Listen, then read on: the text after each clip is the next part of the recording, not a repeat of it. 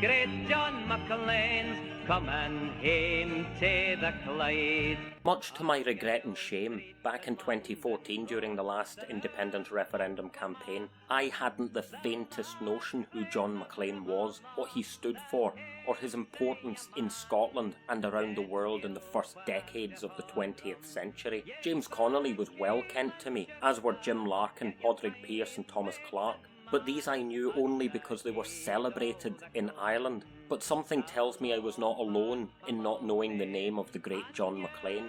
Connolly and Maclean were Scots. They were giants of men, and both were at the forefront of anti-imperialist socialist revolutionary movements at a magical moment in history, where they were capable of bringing down Great Britain years before the Bolsheviks brought down the Tsarist monarchy in Russia. Ireland's Easter Rising of 1916 began the process that ultimately led to the independence of Ireland, and so James Connolly, the leader of the Citizens' Army at the GPO, became a national hero in Ireland.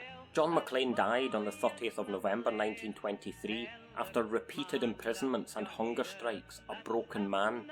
In his lifetime, as a simple Glasgow man, a schoolteacher, he was elected to the chair of the Third All-Russian Congress of Soviets and a month later appointed Bolshevik consul in Scotland, a high diplomatic position Britain refused to recognise.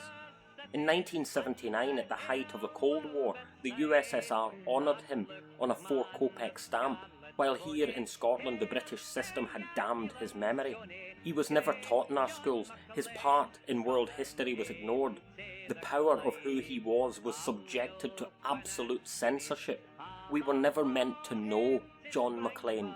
It was on the road to Stirling to meet, quite accidentally, another John Maclean that I read Henry Bell's biography of the man, and discovered for the first time who and what was being hidden from us.